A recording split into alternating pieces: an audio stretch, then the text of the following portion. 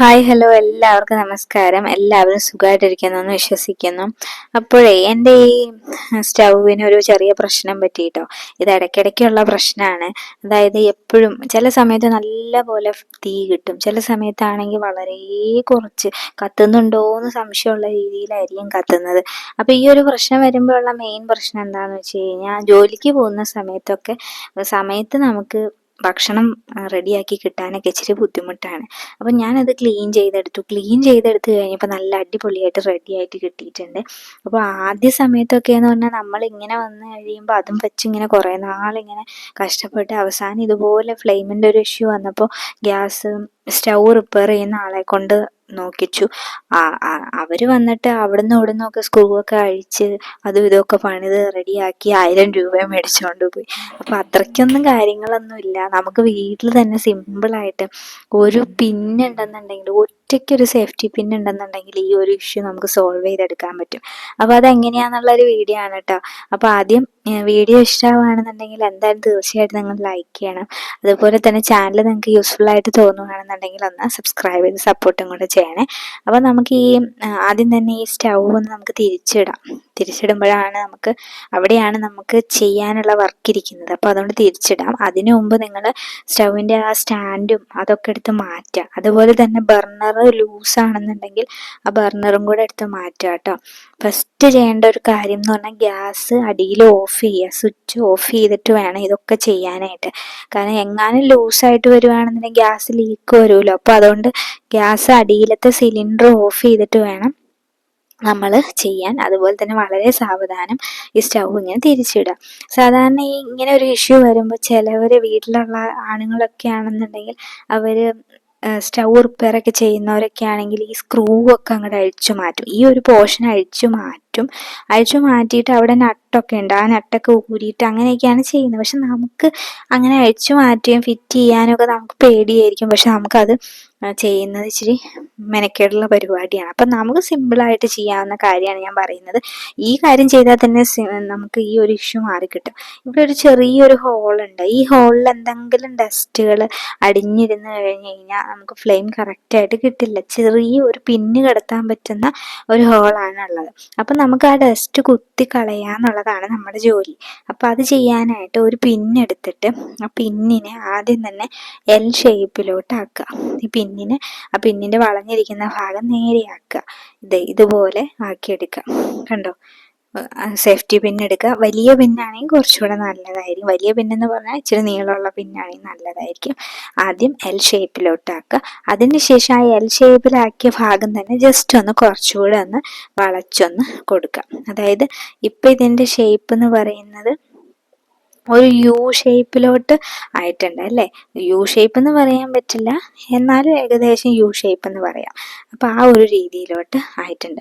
ഇനി നമുക്ക് ചെയ്യേണ്ടത് പിന്നിൻ്റെ തലയുടെ ഭാഗം ഉണ്ടല്ലോ, തലയുടെ ഭാഗവും കൂടെ കുറച്ചൊന്ന് ബെൻഡ് ചെയ്ത് കൊടുക്കുക.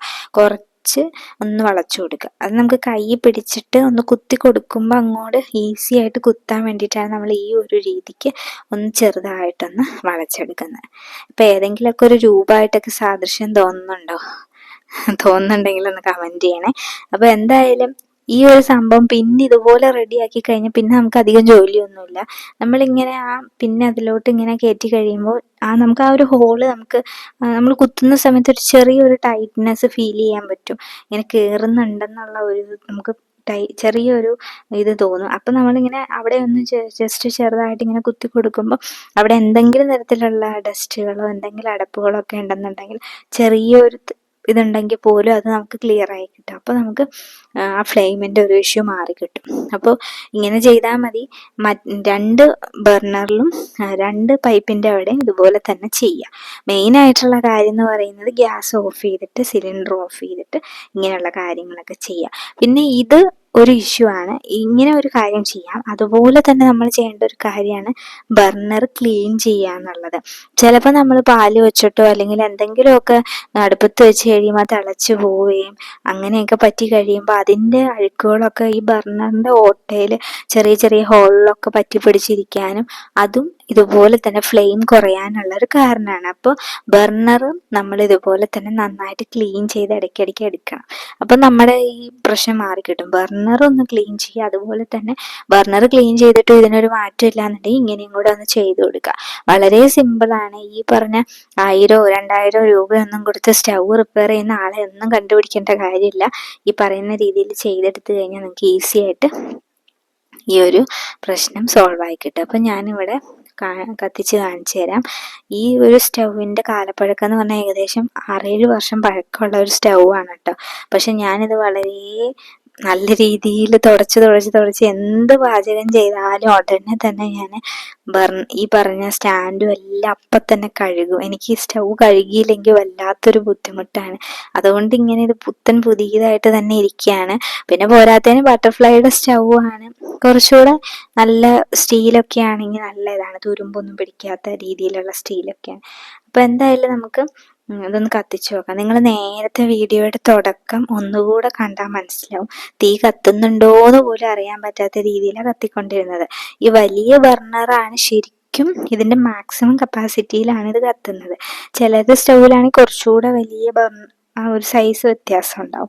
ചെറിയ ബർണറും നല്ല രീതിയിൽ ക്ലിയർ ആയിട്ട് കിട്ടിയിട്ടുണ്ട്. അപ്പോൾ രണ്ടും നേരത്തെ എങ്ങനെയാണോ ഹൈ ഫ്ലെയിമിൽ കത്തിക്കൊണ്ടിരുന്ന അതേ രീതിയിൽ നമുക്ക് കിട്ടിയിട്ടുണ്ട്.